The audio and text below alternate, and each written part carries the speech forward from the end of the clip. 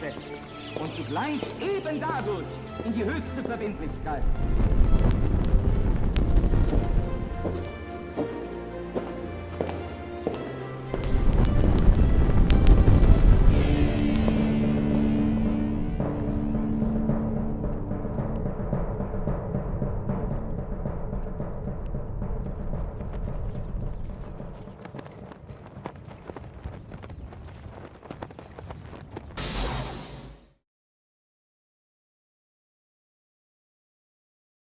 Sean todos ustedes muy bienvenidos a una nueva emisión de La Brújula, este programa que con tanto compromiso hacemos junto a mi amigo Pablo Javier Dávole, a quien saludo de este lado. Sí. ¿Cómo andas, Lucas? Buenas tardes a todos. Bueno, Bien. un gusto retomar estas transmisiones que hacemos en el contexto, ¿no?, de esta que se ha vuelto nuestra casa, que es Conclusión TV, y estamos muy a gusto, ¿no? Que siempre nos recibe cálidamente. Absolutamente. Este programa, ustedes ya lo saben, pero lo reiteramos, se consagra a la Virgen, 3 veces admirable, de Schoenstatt, que es madre, que es reina, que es educadora. Nos ponemos siempre bajo su manto de protección y amparo para hacer este programa de comentarios, de análisis, de intercambio de ideas, y un poco evitando eludir un tema. Yo le comentaba a Pablo, no podemos no decir nada acerca de la situación mundial. Sería una falta de respeto eludir de todo plano y de lleno la situación de Ucrania, ¿no?, y Rusia, pero quisimos hacerlo con el toque característico de esta mesa de análisis. No queremos bombardear de titulares noticiosos, cayendo en lugares comunes. También entendemos que hay muy buenos analistas, no siempre bien consultados por los medios de comunicación, que han hecho análisis mucho más profundo. Entre ellos recomiendo algunos artículos de Denis Martos interesantes sobre esta cuestión, evitando los simplismos en el análisis que a veces caracterizan a una parte, no a toda, pero a una parte importante de nuestro periodismo, ¿no? Bueno, también el programa radial que se emite por Odyssey de Antisistemismo Explícito, también, de Romero y de Salvucci, bueno, no, en donde le han dedicado muchísimo el tema. Exactamente. Entonces nosotros no vamos a hablar sobre lo ya desarrollado en estos espacios, no vamos a barrer sobre lo ya barrido, ¿no? Vamos a tratar de hacer un enfoque que tiene que ver con un análisis geopolítico del asunto, y para eso nos vamos a remitir a una obra que figura esta controvertida, hay que admitirlo. Yo hace poco escribí un tuit que despertó, movió el avispero, acerca de si yo concebía a Vladimir Putin un avatar, y la verdad es que no, en realidad lo que yo lío en las redes. Es que en realidad se armó una terrible controversia. Yo hablé de una interna mundialista, no hablé de anti o contra mundialismo, una interna mundial. Hay un mapa del mundo que hoy tiene dos alternativas o dos miradas.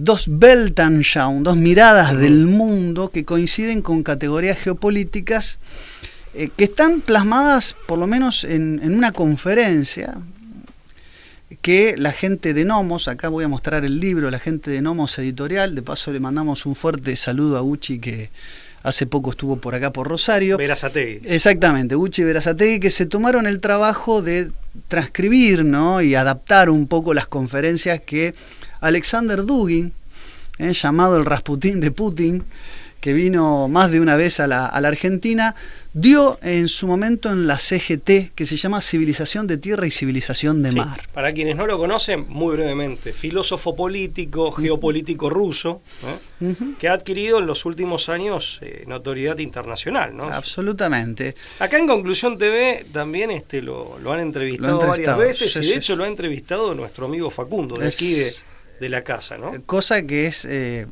poco frecuente y absolutamente loable. Poco frecuente y también, digamos, una tarea en gran medida ímproba, porque también es difícil entrevistar a una persona que tiene un caudal de conocimientos y tiene mucho para decir. Absolutamente. Esto también habla, digamos, de la calidad del entrevistador, ¿no? O pone a prueba la calidad del entrevistador. Entonces, el análisis va por qué modelo de mundo hoy se está poniendo discusión con el conflicto en Ucrania, ¿no? De eso va tanto mi tweet como un poco el análisis que queremos dar, o por lo menos el debate que queremos abrir. Lucas, ¿no? y este es un paréntesis, Sí. no te quiero desviar de la introducción que siempre haces en cada uno de los programas.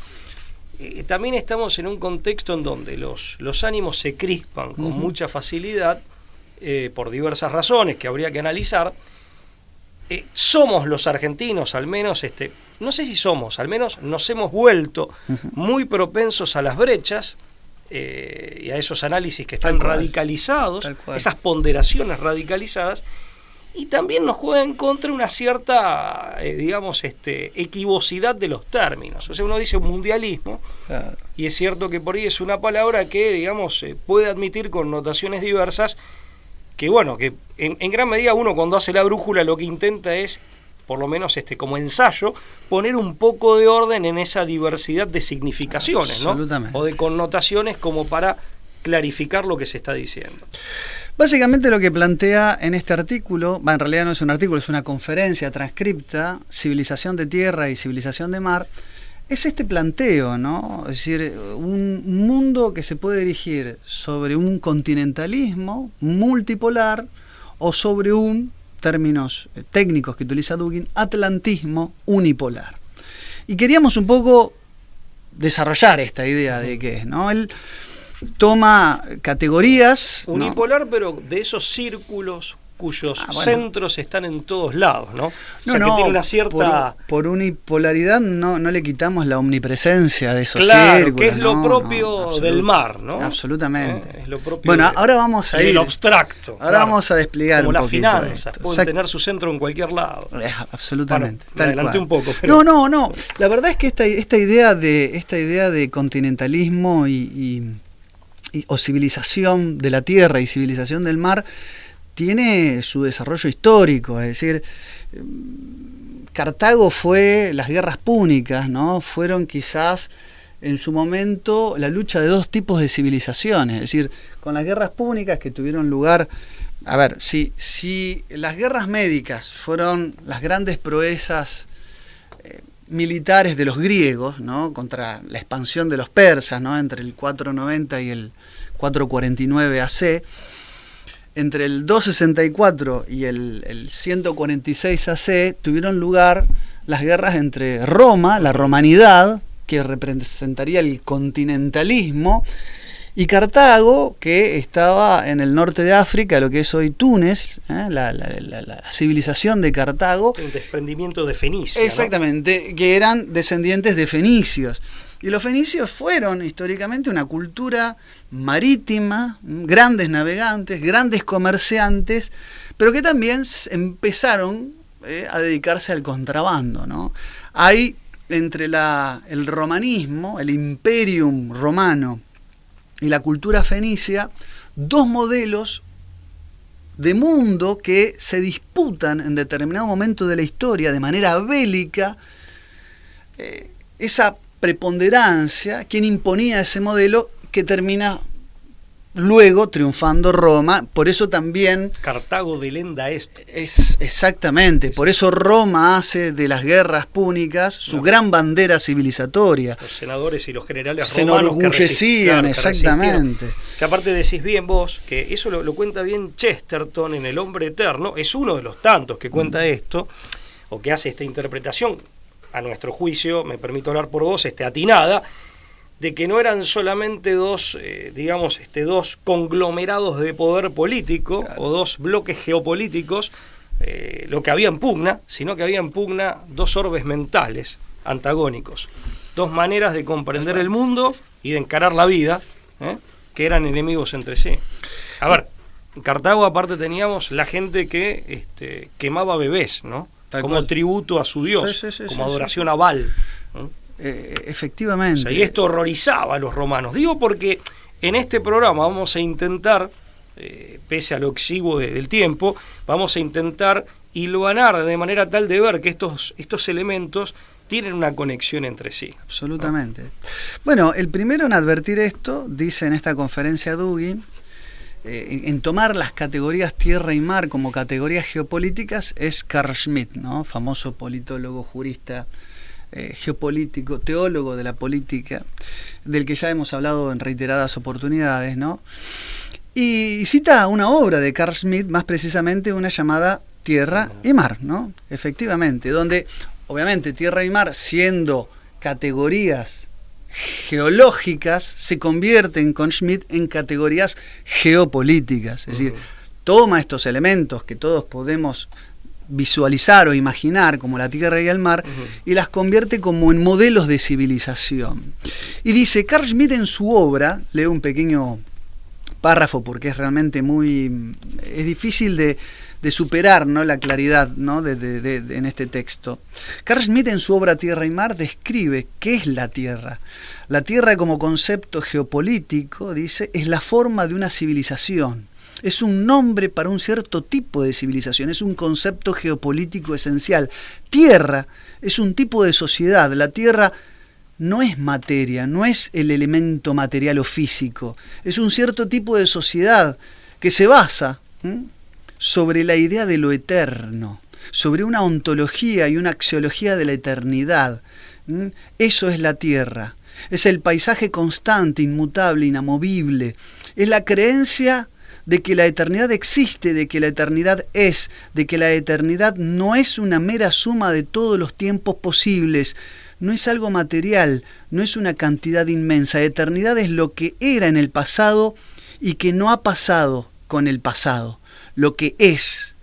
Me hace acordar a los poemas de los Eleatas. Es que la dimensión de Parménides del concepto geopolítico. Acá hay mucho de una profunda filosofía detrás de la idea de la Tierra. Es la permanencia contra el cambio. Por eso Parménides, ¿no? Por eso Parménides, ¿no? Ser, la idea del cambio, el ser es lo que es, ¿no? Sí. Permanece idéntico a sí mismo, atraviesa el tiempo, claro, tiene resabios de eternidad o raíces en la eternidad.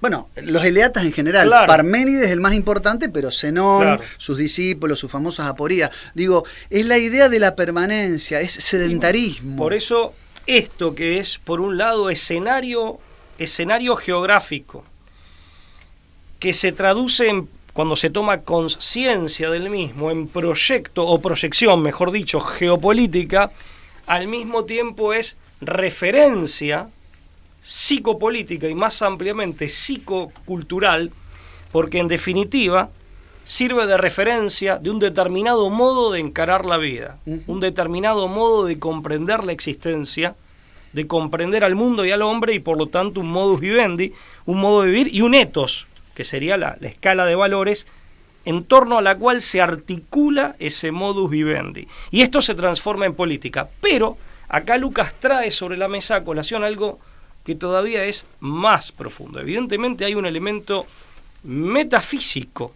Claro. Aquí estamos hablando de una metageopolítica, de una reinterpretación de la geopolítica desde una perspectiva metafísica. Claro. O sea, cuando uno lee a los otros geopolíticos como Spigman o Mackinder, está hablando de la geopolítica, digamos, ceñida a la materia. No sé si materialista necesariamente, aunque en estos autores sí, no en autores como Haushofer, pero sí una lectura, digamos, que está focalizada en la geografía como espacio y por lo tanto como parte del mundo material.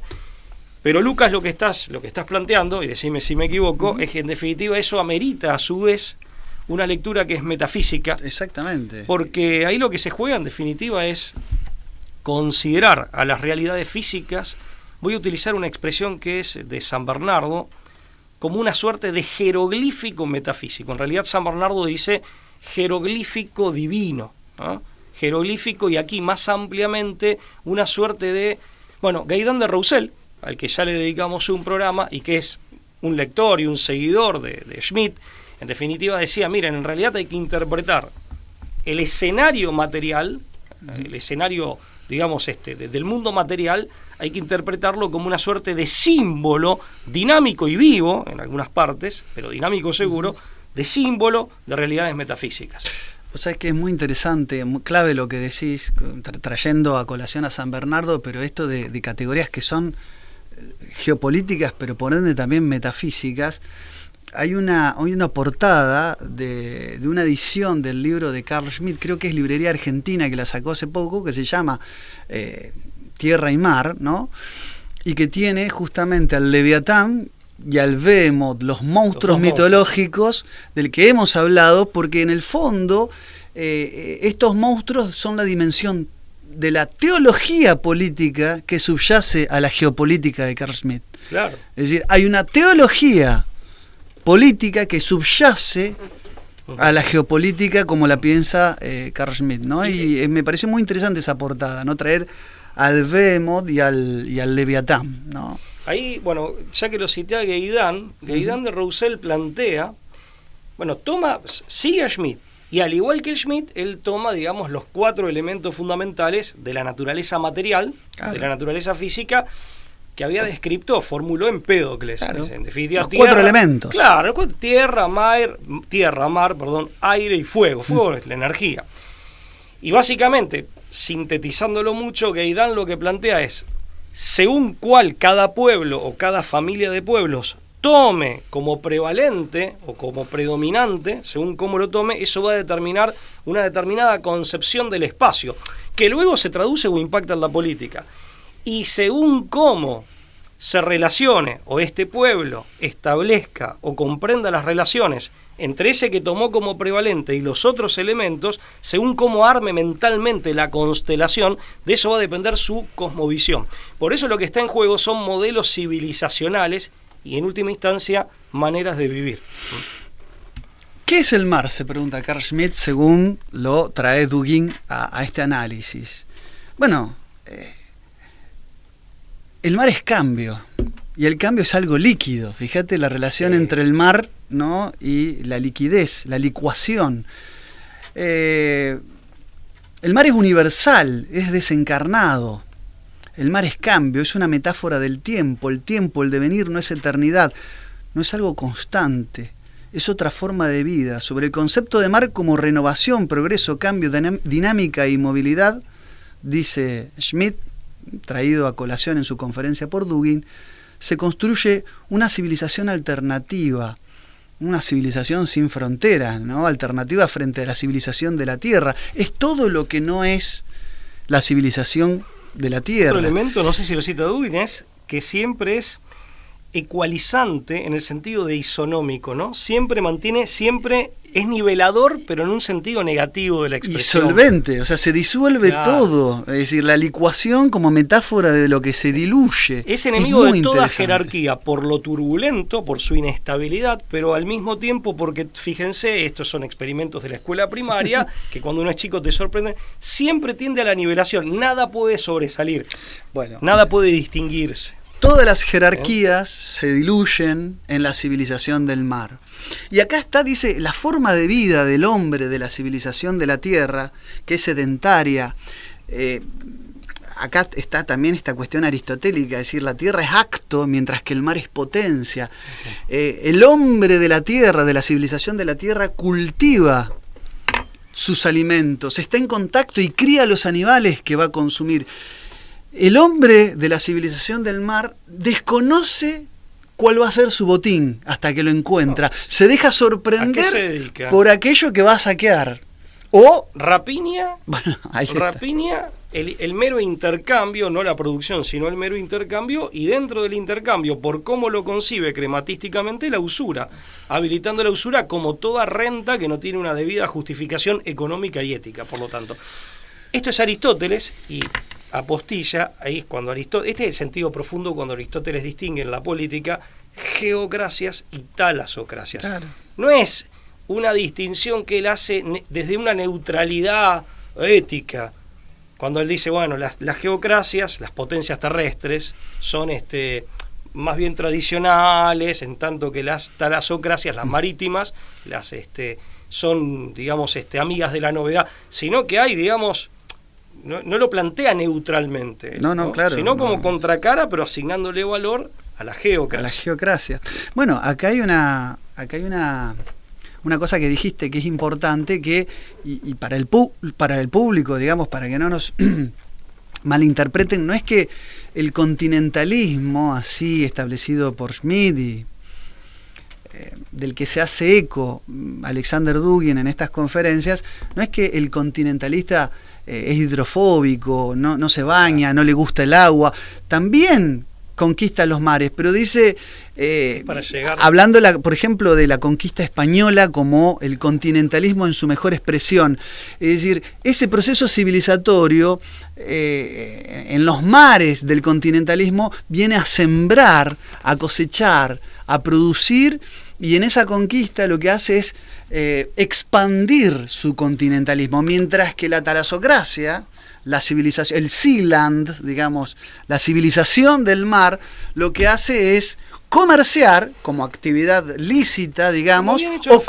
o contrabandear como la dimensión ilícita de esa misma lógica mercantil, pero enemiga de la producción. Pero por eso aparte son costeros, son imperios, que hay un dominio sobre las rutas marítimas, son imperialismos en realidad, pero son eminentemente orilleros, claro, como habían sido fenicios y cartagineses, y el parangón, vos lo estableciste bien, así como uno puede establecer desde esta perspectiva el parangón, la romanidad, el imperio romano y el imperialismo cartaginés, con todos los ingredientes que nos permitimos mencionar a modo de ejemplo, incluyendo el asesinato ritual de niños del lado cartaginés, es el mismo, si se quiere, en lo sustancial, parangón entre el imperio español y la estructura imperialista británica en la modernidad, que heredita a Cartago, me refiero a la estructura imperialista británica. Lo que vos bien decís del caso del imperio español y previamente del imperio romano, justamente se lanzan a los mares, pero para llegar a la próxima masa de tierra firme, y se adentran en la tierra firme para fundar ahí una nueva patria. Con jerarquías. Claro, y una nueva patria con arraigos, por eso también la posibilidad del mestizaje o de la integración con los pueblos que te encontrás del otro lado del mar, porque se funda una nueva patria. Lo mismo esto eso se lo dejamos a un hombre como Patricio Lons o como Marcelo Gulo, que lo tienen debidamente estudiado, de andar poniendo no solo factorías, sino fundar ciudades, establecer hospitales, escuelas, capillas, universidades, etcétera, etcétera. Bueno, obviamente, y acá abrimos ahora sí el debate, vamos a seguir, digamos, analizando estas dos categorías geopolíticas, pero lo que Dugin propone o viene planteando hace tiempo es que necesariamente, y esto lo quiero ser claro, por una cuestión de conveniencia, hoy Rusia, por su extensión territorial, por su ubicación, no por nada Eurasia es un posible heartland, ¿no?, en términos de Halford Mackinder, es decir, un corazón terrestre, requiere para sostenerse con poder geopolítico defender el continentalismo. Fíjate que la palabra utilizada por Dugin no es mero insularismo cuando se refiere a la cultura del mar, sino que habla de atlantismo. Por ejemplo, focaliza en el mar, no en las islas. Claro, pero no es mero insularismo porque es las islas del Atlántico. No todo, Japón, por ejemplo, es un ejemplo de insularismo, pero no necesariamente responde a la lógica atlantista. Ese imperialismo anglosajón vendría a ser a quien están apuntando, ¿no?, las saetas de Dugin cuando se refiere al atlantismo, que tiene esta lógica de la piratería, ¿no?, y que tiene el imperio costero, el imperio de los mares, hoy representados para Dugin en la OTAN. Y mientras que en Rusia estaríamos del lado del continentalismo. Esas son las verdaderas fuerzas que están entrando en pugna. Digo, esto es para debatirlo, acá abrimos el debate, no lo cerramos. Serán las verdaderas fuerzas que están en pugna en el conflicto que hoy, porque van a decir todo esto que dijeron que tiene que ver con Ucrania, en la ocupación que ha hecho Putin de Kiev y en general, ¿no?, de Ucrania. Hay que entender que Rusia como territorio a lo largo de la historia ha sido invadida 3 veces en la historia. En la historia premoderna por los mongoles, de ahí que es una cultura euroasiática, es una cultura euromongola, ¿no? Eso es el eurasianismo. Pero en la historia moderna fue ocupada 2 veces, Napoleón Bonaparte, en las postrimerías del siglo XVIII y principios del siglo XIX, y la Operación Barbarroja con el nacionalsocialismo. Todas las veces que entraron a Rusia fue por territorios que hoy son Ucrania. Y hay más de 5 pedidos de Vladimir Putin de que la OTAN retire y no avance sobre territorios ucranianos y en general por lo que se consideran países bálticos o que están tocados, que son costeros del mar Báltico, principalmente Letonia y Lituania. Podríamos decir Estonia también, pero lo que Vladimir Putin está con esta ocupación advirtiéndole a la OTAN que él nunca se refiere a Ucrania, cuando habla Putin nunca se refiere a Ucrania, se refiere a la OTAN, lo que está pidiendo es no fogonear ningún tipo, ¿no?, de amenaza sobre ese territorio, y ahí es donde aparece la avanzada de Rusia que, según las categorías, como le explica Alexander Dugin, vienen a confrontar dos lógicas, dos Weltanschauung, ya lo dijimos, dos miradas del mundo. Y dos cosmovisiones. Dos cosmovisiones del mundo, una que es atlantista y otra que es la civilización de la Tierra o continentalista. Una cosa importante, Pablo, porque vos hiciste una aclaración, porque esto no significa que la potencia terrestre y la manera continental de ver el mundo y de organizar la vida, y dentro de la vida está la organización política, no significa que necesariamente goce de todas estas virtudes que claro, nosotros recién adjudicábamos a una civilización terrestre plena y auténtica. ¿Por qué? Por algo que explica bien Gaidán de Roussel, que él se apresura a explicarlo. A ver, miren, en rigor de verdad, esto Gaidán lo vincula con la Biblia, dice, desde la venida de Cristo, la oposición entre el bien y el mal, entre mar y tierra, se traslada al interior de cada elemento y cada elemento se vuelve en un cierto sentido ambivalente. Puede ser para bien o para mal. Caso clarísimo, el fuego. El fuego puede ser el fuego, la llama del Espíritu Santo, o puede ser el fuego del infierno. Entonces, lo mismo con las aguas, el agua del bautismo, el agua de la renovación, o puede ser esto del mar, que sería el agua corrompida. Entonces, el hecho de que hablemos de una civilización de la tierra no significa que como tal necesariamente sea virtuosa o tenga las virtudes que le son propias, y en ese caso tendríamos una civilización de la tierra genuina, plena y auténtica, sino que se puede degradar, y eso también es bíblico. Así como las civilizaciones del mar políticamente cuando adquieren poder se convierten en Leviatán, Lucas ya lo adelantó, con las potencias de la tierra, si se corrompen pueden ser Behemoth. Digo esto para que nadie crea que necesariamente una cosa conduce a la otra.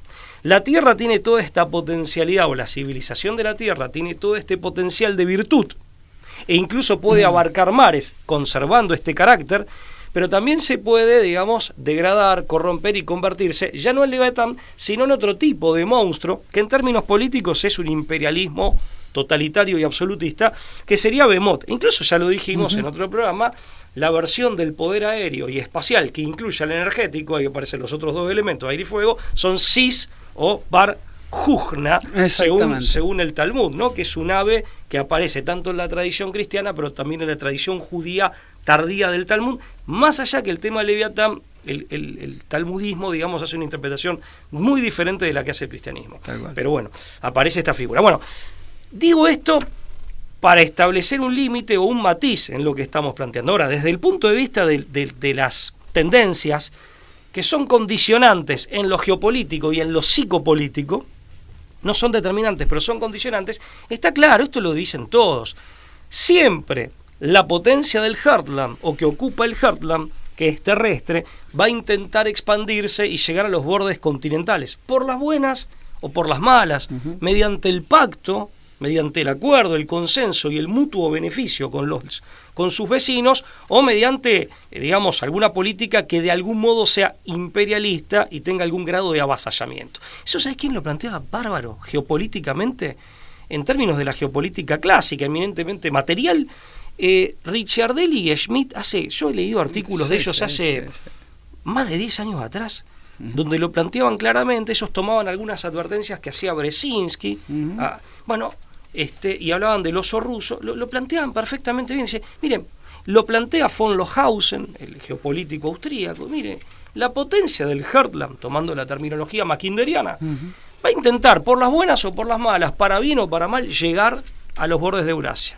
Y siempre la potencia talasocrática que intenta acollarar al Heartland, evitar eso.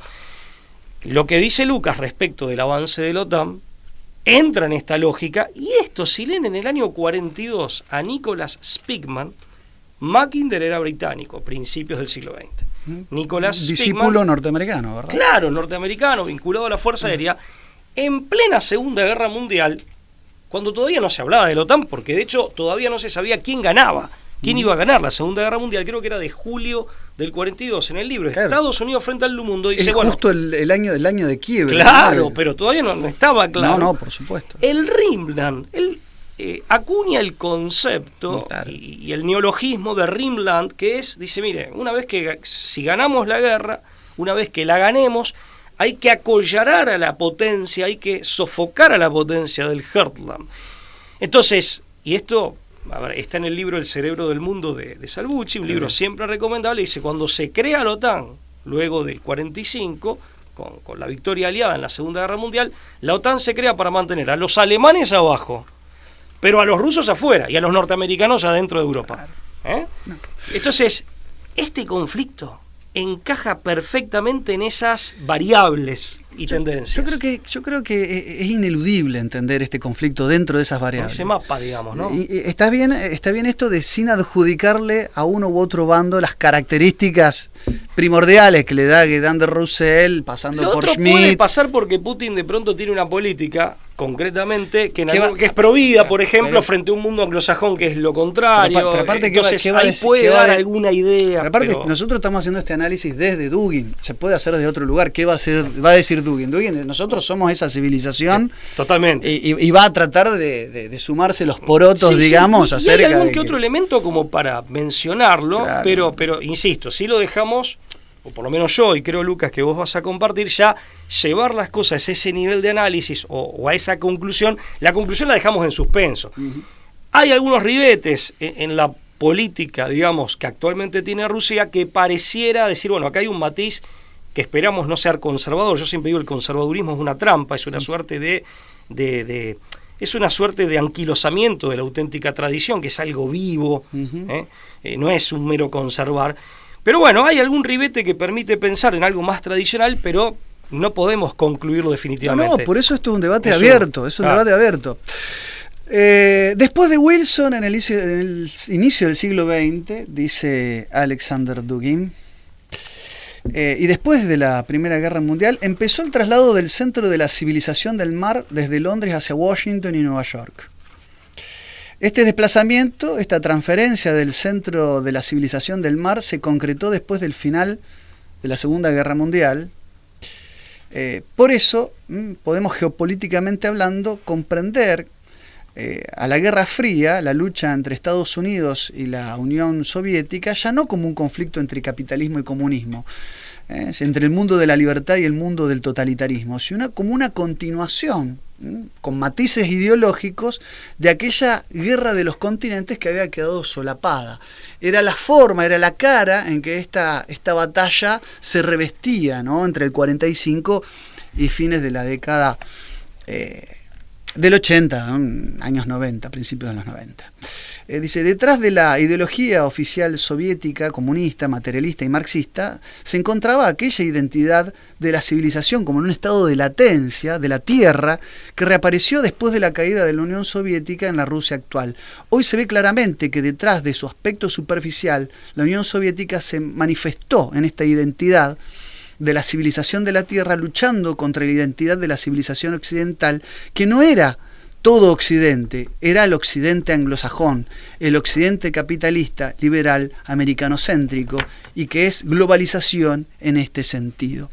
Lo que quiere es explicar que la mácula, la cáscara de la Guerra Fría representaba, en una clave depreciada, sin contenido metafísico, sin estas variables metafísicas que él confiesa recuperar tras la lectura de Schmitt, quedaba en un estado de latencia, como muchos otros conflictos quedaron tapados con la Guerra Fría. Recordemos que la Guerra Fría vino... Los interétnicos, eso bueno, los interétnicos, por supuesto, en Medio Oriente se destaparon un montón de conflictos que cuando teníamos un mundo bipolarizado, en los términos de la Guerra Fría, desde luego permanecían, pero de los cuales no se hablaba. Y estaban en un estado, claro, estaban opacados, ensombrecidos por el conflicto de la Guerra Fría. Básicamente lo que hay es, en este momento de la historia donde se termina la Guerra Fría, hay un resurgir de esta conflictividad, una nueva tensionalidad donde lo que está en juego es nuevamente la posibilidad de un mundo multipolar o él dice americano-céntrico modelo geopolítico anglosajón, de la mirada del Sealand, ¿no? Que aparte está en su estadio ese modelo, ojo, que es un modelo que, porque en esto también quiero ser claro, es un modelo que como forma de ver y de organizar el mundo, tiene su desembarco en China, en la China comunista, si cabe todavía el término. Sí, post 49. Tal cual, y ha calado profundamente en parte de la dirigencia china. Entonces aquí hay que tener mucho cuidado de decir, bueno, es un modelo de matriz anglosajona que tiene una plataforma atlantista, que digamos fue el ámbito, fue el ámbito propio de los anglosajones, pero que de ahí, digamos, se ha extendido y se ha proyectado más allá. Ya no es exclusivamente anglosajón, aunque todavía, por estas dos razones que acabo de mencionar, cabe llamarlo o distinguirlo de esa manera. Entonces, en eso, no es la China en la que pensaba Haushofer, por ejemplo, cuando Haushofer en los años 20 pensaba en una liga y una alianza estratégica eminentemente euroasiática, me refiero al geopolítico alemán de la Escuela de Múnich, que fuera, por ejemplo, Berlín, Moscú, Shanghái. No es la China en la que pensaba Haushofer. ¿Por qué? Porque es una China que está en manos de otra gente que mira el mundo de una manera mucho más parecida al mundo anglosajón en su etapa cúlmine. ¿Cuál es la etapa cúlmine de esa ecúmene espiritual con plataforma geopolítica expandida y en expansión? El transhumanismo. Claro. El transhumanismo. Justamente, y lo que hace la tradición es rescatar al hombre terrestre, que en términos cristianos, el hombre terrestre en realidad es hombre celeste, que es el hombre que a través de la tradición recupera el sentido de eternidad. Claro. Ahora, esto va más allá de Putin, esto también hay que decirlo. Por supuesto. Si Putin juega a favor de esto o no, consciente o inconscientemente, en qué medida, por convicción o por oportunismo, es toda una discusión en torno a la figura de Putin.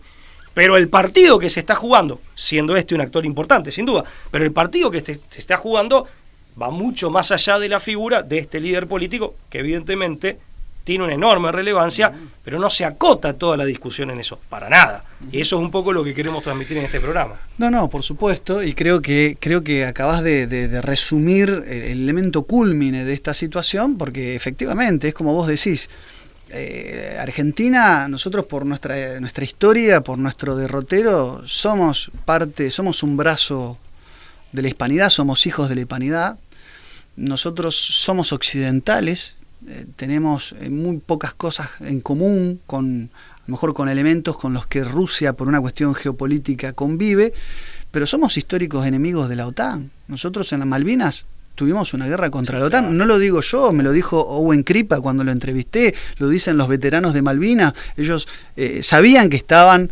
peleando contra las fuerzas de la OTAN. Lo dijo el actual presidente de los Estados Unidos cuando era senador, un joven senador. Exactamente. Si la Argentina es agresor, y él justamente puso en valor, como se suele decir ahora, tenemos una alianza estratégica, nuestro principal aliado, decía Biden, decía que era Inglaterra, el Reino Unido, y aparte decía, y esto tiene que ver también con los compromisos propios de la OTAN. Sí. Mirá, una cosa respecto del mundialismo que no quiero dejar de lado. A ver, hay dos tipos de mundialismo. Uno, a grandes rasgos, ¿no?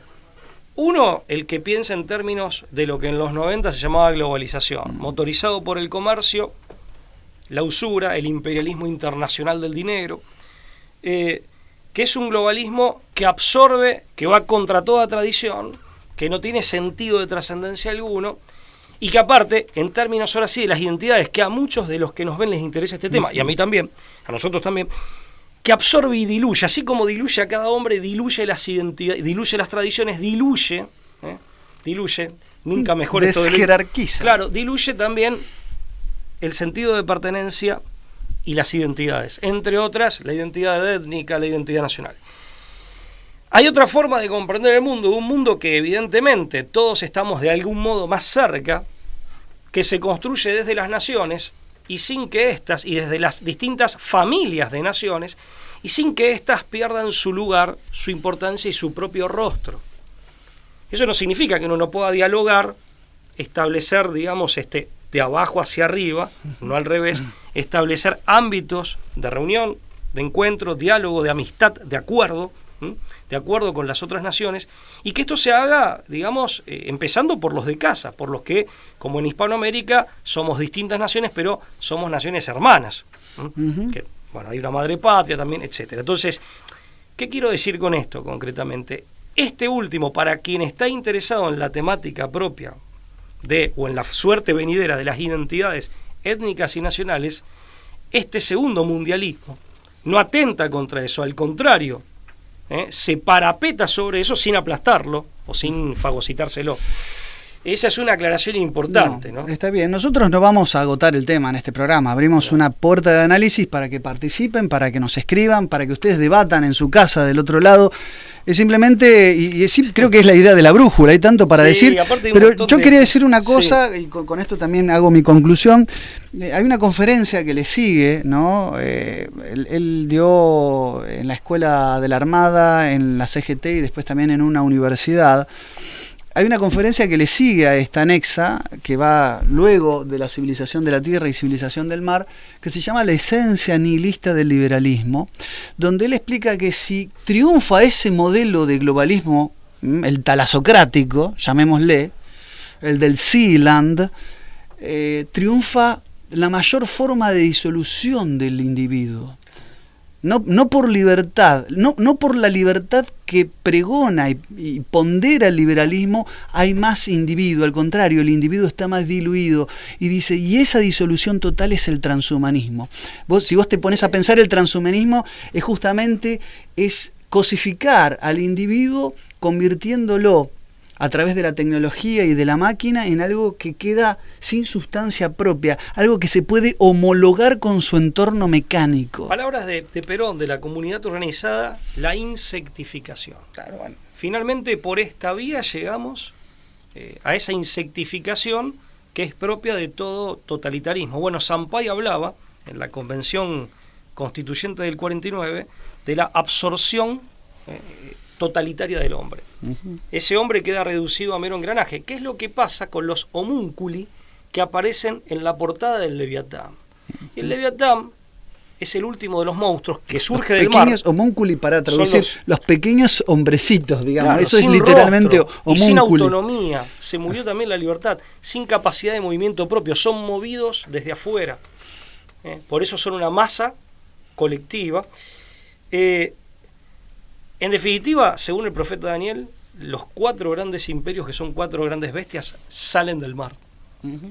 Y el último es Leviatán, que aparece en el Apocalipsis. Y en 1591, Hobbes era un contemporáneo, se publica bajo el nombre de Abad Joachim. Bueno, muere en 1588, justo.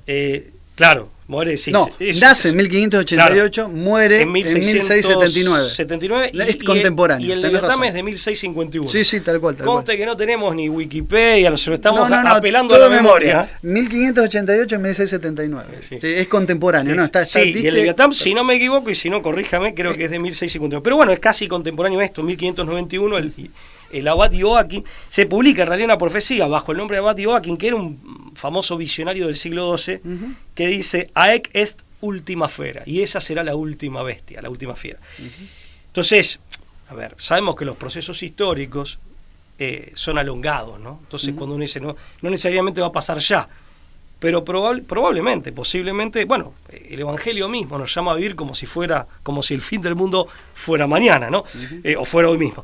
Pero los tiempos que vivimos, si no son esos, los de las postrimerías del fin, los tiempos en realidad, no del mundo, como aclara Castellani, son un cambio de ciclo que siempre, por lo que explica Castellani, del tipo y el antitipo profético, siempre reproducen a escala y por anticipación los estertores de cataclismo, que, o sea, digamos, de lo que va a ser ese final que termina siendo glorioso, pero que tiene toda una parte dramática previa, ¿no?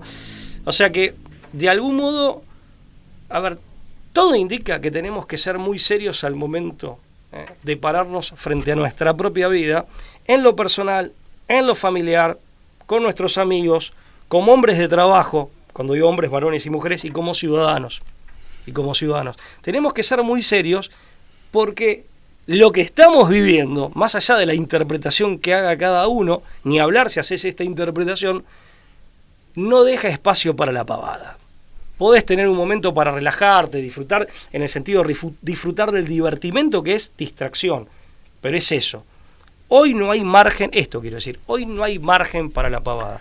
Es el momento de ponerse muy en serio porque, sea cual sea la interpretación que ameriten los hechos, ciertamente que son hechos de gravedad, en el sentido de importancia y seriedad. Ese es un mensaje que, bueno, me gustaría compartir. Pablo, he aquí nuestro humilde aporte a un tema tan complejo que seguramente nos han quedado muchísimas cosas por decir, pero bueno, esta es la mirada que tiene la brújula de algo que, insisto, y esto quiero ser muy claro con que, sin tomar partido, pero de manera, digo, por evitar los simplismos, ¿no? Por no jugarnos con la cosa, pero que encaja dentro de este análisis de una manera perfecta, de lo que está pasando, encaja cual engranaje en las categorías de continentalismo versus civilización del mar, y nosotros no podíamos dejar, porque evidentemente es un análisis que no abunda, ¿no? en los medios de comunicación, de mínimamente traerlo a colación para tratar de entender esta mera ocupación de un país por otra nación vecina, ¿no? Eso es muy importante. Vos sabés que una postilla que me olvidé de mencionar antes, repasando una lectura que tuve a mediados de los 90, bueno, el libro El choque de civilizaciones de Huntington, yo algo me acordaba, ¿no?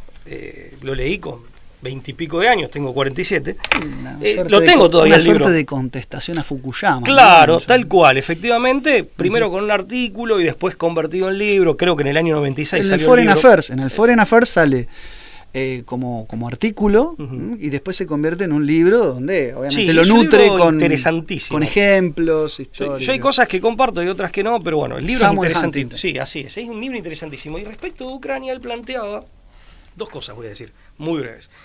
Dice, geopolíticamente hablando, sí, estamos en la geopolítica bien material, ¿no? No sé si necesariamente materialista, pero sí bien material. Desde una perspectiva geopolítica, la relación ruso-ucraniana tiene la misma, digamos, virtualidad o la misma importancia en el contexto euroasiático que la relación germano-francesa, claro, para bien o para mal, claro, que la relación germano-francesa en el contexto de Europa continental, de Europa, claro, en el contexto europeo. Y lo segundo, él se plantea escenarios de cómo podía evolucionar la relación entre Rusia y Ucrania. Y él lo que plantea, él entiende que habida cuenta de las relaciones de los ucranianos entre sí y con los rusos. Dice, pero puede complicarse el escenario. ¿Cómo se puede complicar? Si grandes potencias exógenas o ajenas a esa relación histórica de vecindad meten la cuchara.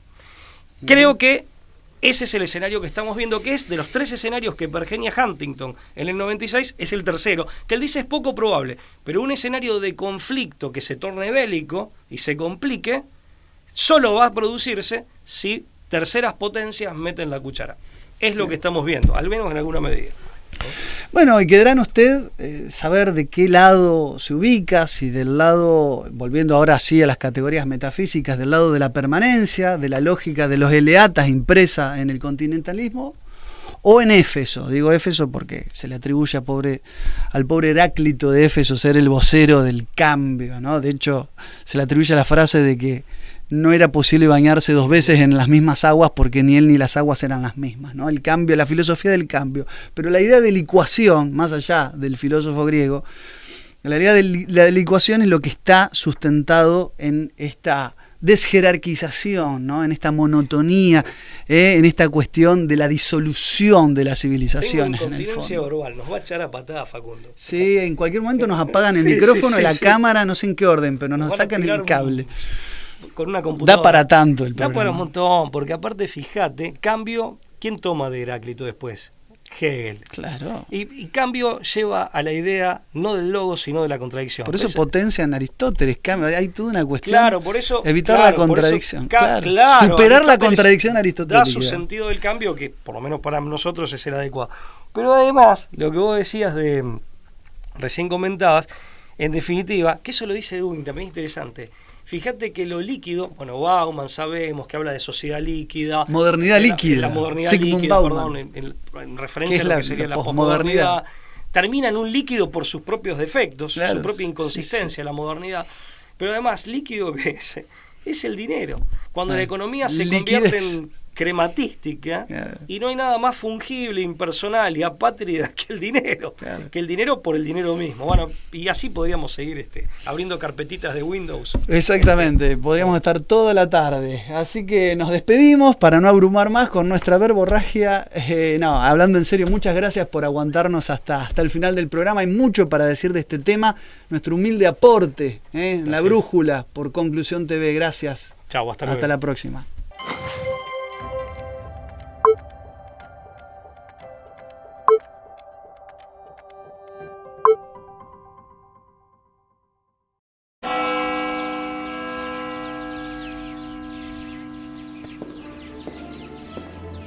Freiheit gesetzt und zugleich eben dadurch in die höchste Verbindlichkeit.